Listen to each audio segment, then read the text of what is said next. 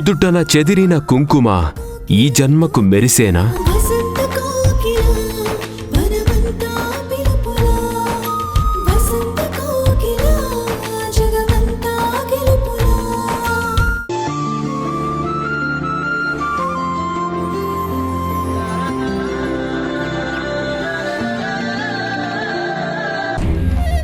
అదే బామ్మగారు, మేఘనకి ఇంకో బిడ్డని కనడం ఇష్టం లేదు.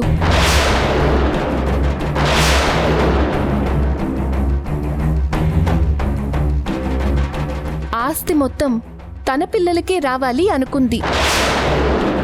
మీరందరూ కలిసి బిడ్డని కనమని ఒత్తిడి చేసేసరికి తనేదో ప్లాన్ చేసి నందుని జైలుకి పంపించాలి అనుకుంది.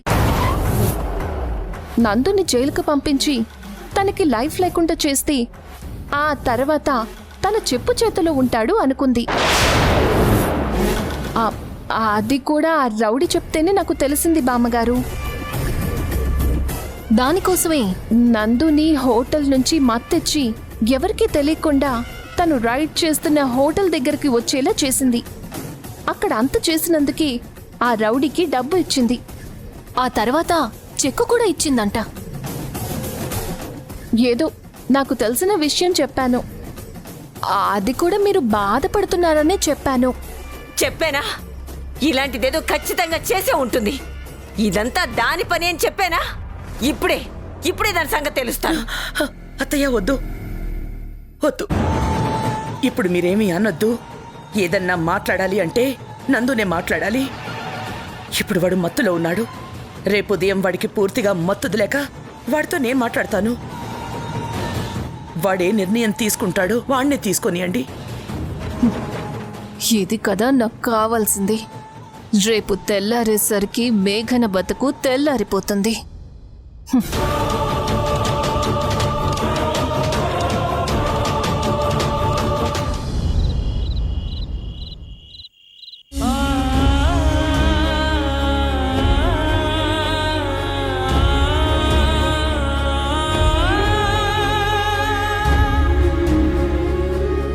నీ చీరల మధ్యలోకి నీ మొదటి భర్త ఫోటో ఎందుకు వచ్చింది?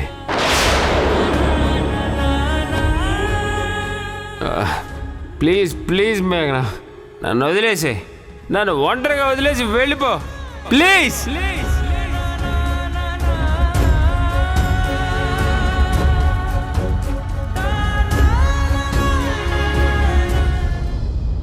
అమ్మా రా నిత్య.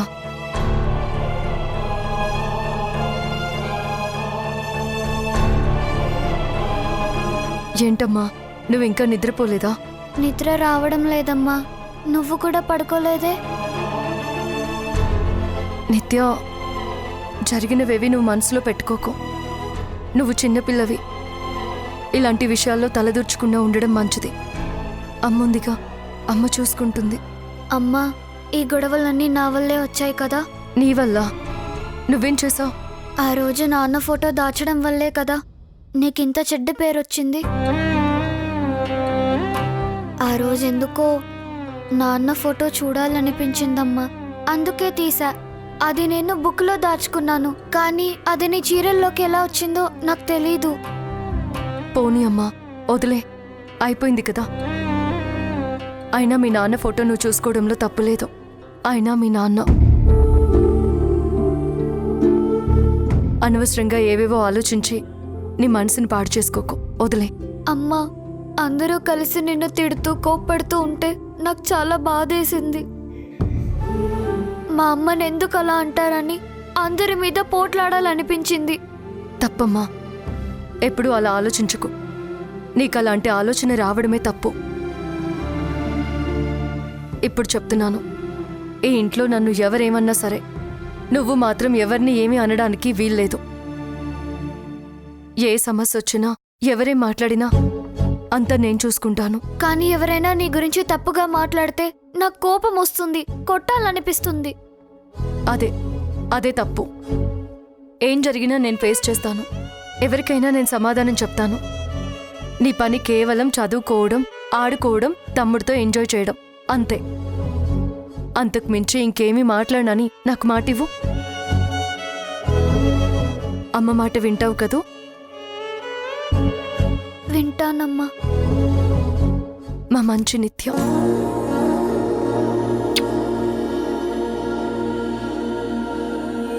అమ్మా, నాకొక చిన్న డౌట్. ఏంటమ్మా? నందు నాన్న ఎందుకు ఇలా మారిపోయాడమ్మా?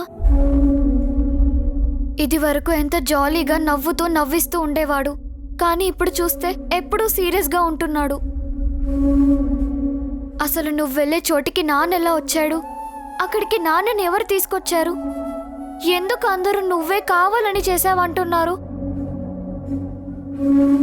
ఇదంతా ఎవరో చేశారంటున్నావు కదమ్మా, అదెవరు? అది నాకే అర్థం కాని ప్రశ్న తల్లి. నువ్వు అడిగే ప్రతి ప్రశ్నకి నేను సమాధానం వెతకాలి. వెతుకుతున్నాను. నాకు తెలిసిన రోజు నీకే కాదు, ఈ ప్రపంచానికే సమాధానం చెప్తాను. నాకు చాలా బెంగగా ఉందమ్మా. నేనున్నాను కదా, ఏం భయం లేదు. నువ్వు హాయిగా పడుకో. పడుకో.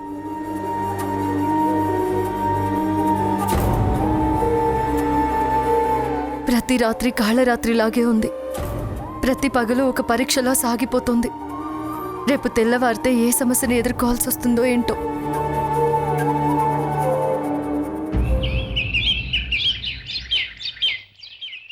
బార్బీ, ఈరోజు సాయంత్రం అనాథాశ్రమానికి విరాళం పంపించాలి, మర్చిపోకు. అలాగే వృద్ధాశ్రమానికి ఈ మంత్కి సరిపడే గ్రాసరీస్ అన్ని పంపించాలి. వాళ్ళకి బట్టలవి ఆర్డర్ చేశాను. నువ్వు దగ్గరుండి వాళ్ళకి ఇచ్చేసి రావాలి, ఓకే? ఏంటి మేడం, చాలా హ్యాపీగా ఉన్నారు? ఎస్, నేను చాలా హ్యాపీగా ఉన్నాను. నేను అనుకున్నది అనుకున్నట్టు సాధించేశాను. మేఘన మీద సులోచన కాంతం గారితో ఏం చెప్పాలో మొత్తం చెప్పేశాను. ఇక నెక్స్ట్ స్టెప్ ఏంటి మేడం? ఏముంది, మేఘనని ఆ ఇంటి నుంచి బయటికి వెళ్ళగొట్టడం. అదొక్కటే మిగిలుంది. దానికి మనం చేయాల్సిన పనేం లేదు, అది వాళ్లే చేస్తారు. మేడం, మీ పట్టుదలకి నిజంగా హ్యాట్స్ ఆఫ్ మేడం. ఏదో పగబట్టడం అంటే పాము పగబడుతుంది అంటారు కదా, అది పగబడుతుందో లేదో ఎవరికీ తెలీదు. కానీ మీ పగుంది చూసారా, ఇది మామూలుది కాదు మేడం. ఎంత చక్కగా డ్రామా ఆడారు, ఎంత బాగా పెర్ఫామ్ చేశారు. ఏదైతేనేం మొత్తానికి మేఘన్కి ఆ ఇంట్లో ఉండడానికి నీడ లేకుండా చేయబోతున్నారు. You are really great madam. ఏంటి బార్బీ, పొద్దు పొద్దునే నన్ను పొగట్టమే పనిగా పెట్టుకున్నావు? పొగడటం కాదు మేడం, మీ గొప్పతనాన్ని కీర్తిస్తున్నాను. అసలు మీరు ఎంత బాగా ప్లాన్ చేశారు, ఎంత చక్కగా వాళ్ళింట్లో అందరికీ దగ్గరయ్యారు. వాళ్ళకి తల్లో నాలుకలా మారిపోయి పక్కనే ఉంటూ బాగా ఉన్నవి లేనివన్నీ కల్పించి చెప్పి మొత్తానికి భార్యాభర్తల మధ్య చిచ్చు పెట్టారు. తర్వాత అత్తాకోడళ్ల మధ్య గొడవ పెట్టారు. ఇప్పుడు ఏకంగా మేఘన్ని ఇంట్లో నుంచి బయటకు పంపించే ఏర్పాట్లు చేస్తున్నారు. నిజంగా మీ ప్లాన్ ఎక్సలెంట్ మేడం. ఇది ప్లాన్ కాదు బార్బీ, బాధ, పగ, నేను పడిన కష్టం, నేను కార్చిన కన్నీరు. నా కళ్ళ ముందే మా నాన్న సూసైడ్ చేసుకుంటుంటే, బాధతో విలవెల్లాడుతుంటే ఏమీ చెయ్యలేక నిస్సహాయంగా ఉండిపోయాను చూసావా? ఆ రోజు నేను అనుభవించిన మెంటల్ స్ట్రగుల్ ఎలా ఉంటుందో ఆ మేఘనికి కూడా అర్థమయ్యేలా చేయాలి. నేను తలుచుకుంటే మేఘన చాప్టర్ క్లోజ్ చేయటం పెద్ద విషయమేం కాదు, కానీ అలా చేస్తే ఒక్కసారితో ప్రాణం పోతుంది. కానీ నొప్పి తెలియాలి. నేను పడిన బాధంతా తను పడాలి. చేతిలో పవర్ ఉంది కదా అని చెప్పి ఎవరిని పడితే వాళ్ళని ఎలా పడితే అలా 10 మందికి చూపించి వాళ్ళ పరువు తీస్తే వాళ్ళ ఫ్యామిలీస్ ఎంత స్ట్రగుల్ అవుతాయో మేఘనకి తెలియాలి. ఇది పగ సాధించడం కాదు, నా బాధ్యతని నెరవేర్చుకోవడం.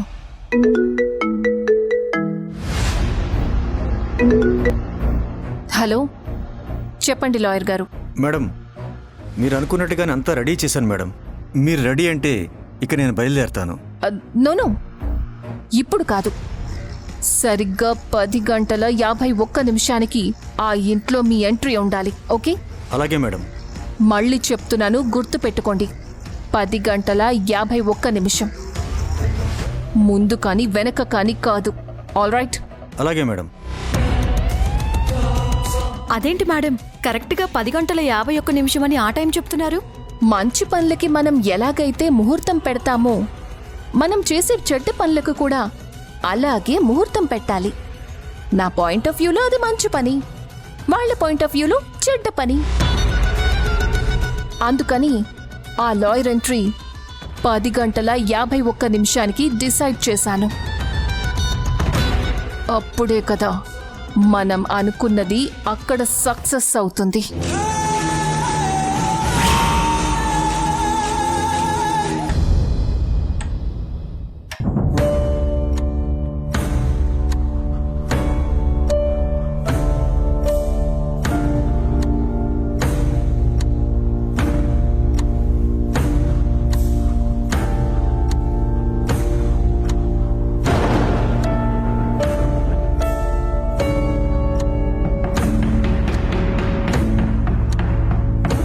నందు, నీతో మాట్లాడాలి.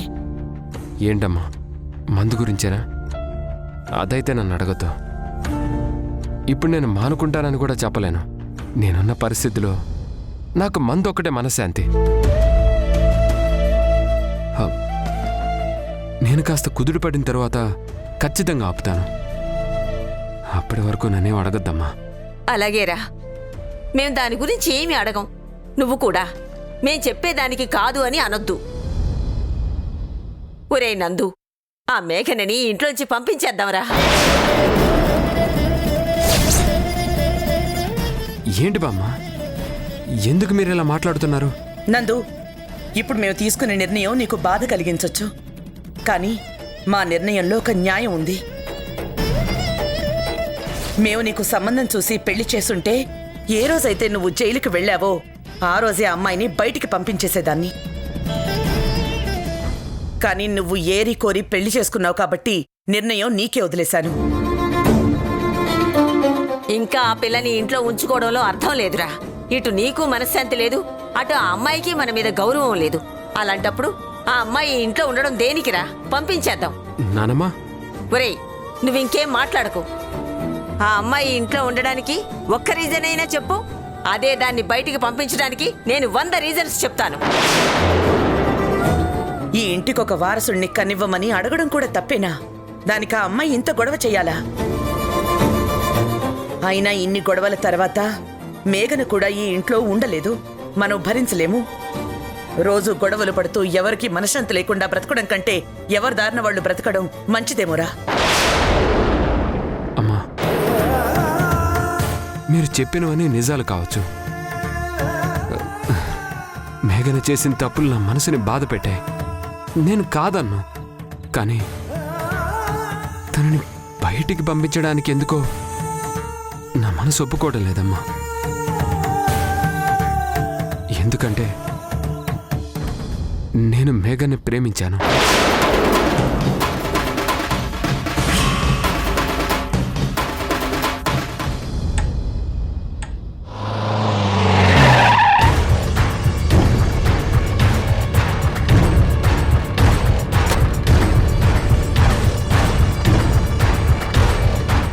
కాంతం గారు, సులోచన గారు, నమస్తే మేడం. నమస్తే అండి. ఏంటి లాయర్ గారు, ఏంటి సడన్ గా ఇలా వచ్చారు? అదేంటండి సడన్గా రావడం ఏంటి? మీ పని మీదే వచ్చాను. మీరు చెప్పారని నా పనులన్నీ మానుకుని ఇదిగో మీ ఆస్తిని ట్రాన్స్ఫర్ చేసే పని మీదే ఉన్నాను.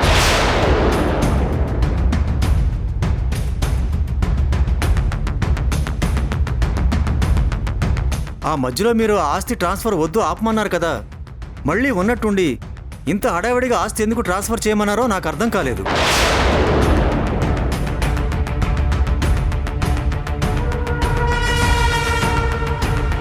సరే, మీరు నాకు ఎప్పటి నుంచో క్లయింట్ కాబట్టి మీ మాట కాదనలేక ఇదిగో ఆ పనిలోనే ఉన్నాను. దాని గురించే మాట్లాడదామని వచ్చాను. ఏంటి లాయర్ గారు, అసలు మీరు మాట్లాడుతుంది నాకేం అర్థం కావటం లేదు. నేనేంటి ఆస్తిని ట్రాన్స్ఫర్ చేయమని చెప్పడం ఏంటి? అసలు మీరు మాట్లాడుతుంది నా గురించేనా? ఈ ఇంటి విషయాలైనా మీరు మాట్లాడుతున్నది, లేకపోతే ఎక్కడికో వెళ్ళబోయి ఎక్కడికి వచ్చారా?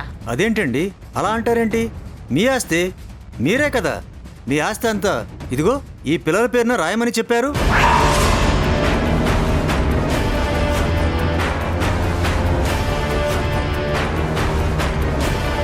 అది అది నేనెప్పుడు అన్నాను? ఆ తర్వాత మళ్ళీ ఆపేమని చెప్పాను కదా నేను. మీరు చెప్పినట్టే అప్పుడు ఆపానండి, కానీ ఇప్పుడు తిరిగి మళ్ళీ చేయమన్నారు కదా.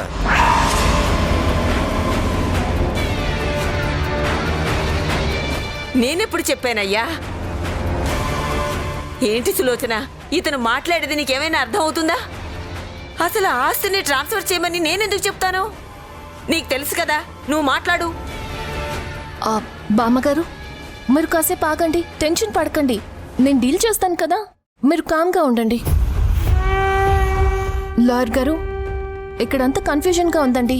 మీరు కాస్త క్లారిటీగా చెప్తే తప్ప ఇటువంటి విషయాలు ఎవరికీ అర్థం కావు. దయచేసి ఏం జరిగిందో కాస్త కరెక్ట్గా చెప్పండి. ఏంటండి ఇది? మీ అంతటా మీరు ఫోన్ చేసి ఆస్తి అంతా ట్రాన్స్ఫర్ చేయమని చెప్పారు.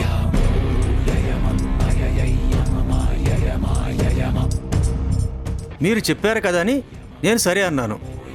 వచ్చి పేపర్స్ తీసుకుంటానంటే కాదు కాదు పంపిస్తానని చెప్పి ఏకంగా కొరియర్లో ఇంటి పేపర్స్ నాకు పంపించారు. ఇదిగో చూడండి.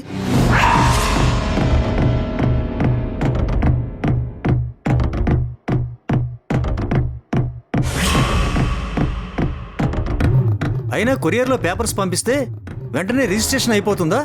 రిజిస్ట్రేషన్కి ఖచ్చితంగా మీరు ఉండాలి. మీరు దగ్గరుండి సంతకాలు అవి పెట్టాలి. రిజిస్ట్రార్ ముందు ఫోటోలు దిగాలి.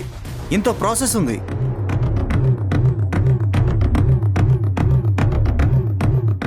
మీరు అవన్నీ వదిలేసి ఊరికే కొరియర్లో పేపర్లు పంపించేసి తయారు చేయండి అంటే ఎలా చేస్తారు? దాని గురించే మాట్లాడడానికి వచ్చానండి.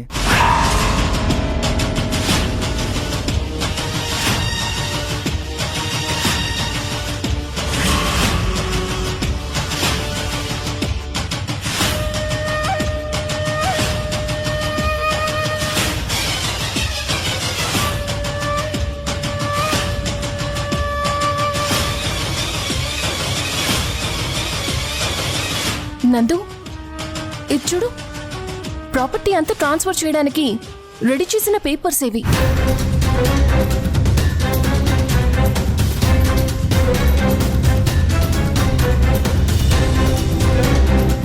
చూడండి, ఈ రిజిస్ట్రేషన్ అనేది ఖచ్చితంగా మనం రిజిస్టర్ ఆఫీస్కి వెళ్ళి 2 పార్టీలు ఉండి అక్కడ అన్ని డాక్యుమెంట్స్ వెరిఫికేషన్ అయిపోయిన తర్వాత అక్కడ సంతకాలు చేస్తే ఆస్తి ట్రాన్స్ఫర్ చేస్తారు.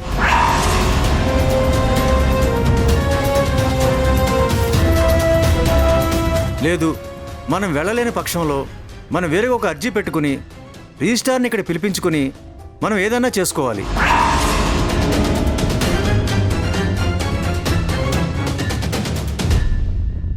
అంతే తప్ప మీరు లేకుండా ఊరికే సంతకాలు చేసి పంపిస్తే అయిపోదండి.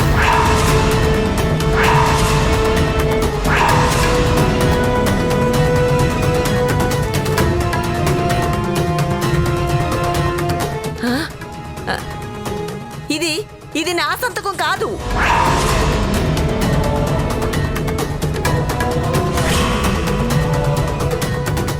సులోచన, చూడు, ఇది నా సంతకమా? చూడు.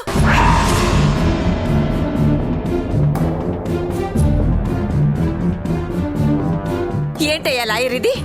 నేను చెప్పకుండా నీ ఇష్టం వచ్చినట్టు ఇవన్నీ చేసేసి పైగా ఇప్పుడొచ్చి ఇవన్నీ నేను చేయమని చెప్పానంటావేంటి? భలేవారండి, మీరు చెప్పకుండా నేనెందుకు చేస్తాను? మీరే చెప్పారు. ఏం మాట్లాడుతున్నావయ్యా? నేనెందుకు చెప్తాను? ఒకప్పుడు ఈ 2 పిల్లల పేరు మీద ఆస్తి ట్రాన్స్ఫర్ చేయాలనుకున్న మాట వాస్తవం. ఆ తర్వాత జరిగిన పరిణామాల వల్ల నేను నా మనసు మార్చుకున్నాను. అప్పుడే ఆపమని నేను చెప్పాను కదా. మళ్ళీ ఇప్పుడొచ్చి నేనేదో చెప్పానంటావేంటి? ఏంటండి ఇప్పుడు మీరు నాకు ఫోన్ చేసి చెప్పారో లేదో అన్నది నేను ప్రూవ్ చేసుకోవాలంటారా? లాయర్ గారు, ఇప్పుడు పరిస్థితి ఇంత దూరం వచ్చిన తర్వాత మీ దగ్గర ఆధారాలు ఉంటే చూపించండి. కాంతం గారు అసలు మీకు ఫోన్ చేయలేదని చెప్తున్నారు కదా. మరి ఆవిడ ఫోన్ చేయకుండా ఆవిడ చెప్పారని మీరు చెప్తే ఎలా సరిపోతుందండి?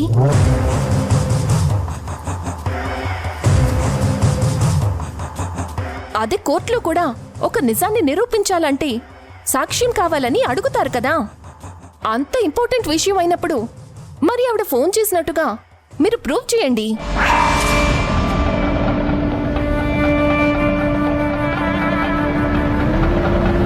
ఏంటోనండి ఈ విచిత్రం.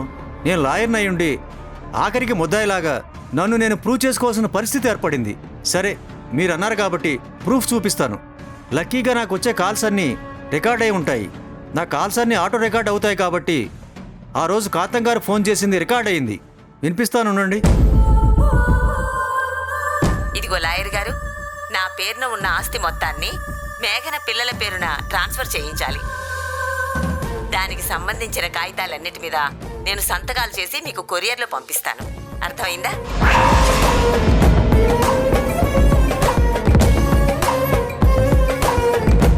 వెంటనే ఆ పని చూడండి. ఎక్కువ లేట్ చేయొద్దు. మీకు ఎన్ని పనులున్నా సరే ఆ పనులన్నీ పక్కన పెట్టి ముందు ఈ పని పూర్తి చేయండి.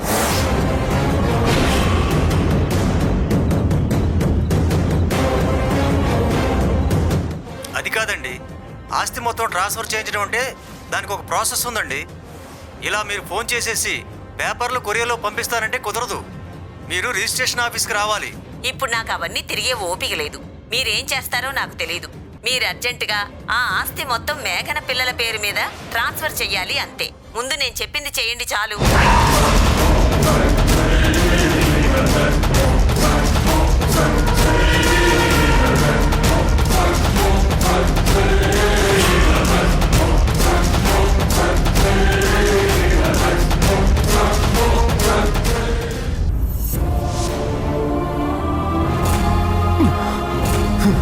వెళ్ళండి. నా నుంచి, నా జీవితం నుంచి శాశ్వతంగా దూరంగా వెళ్ళిపో.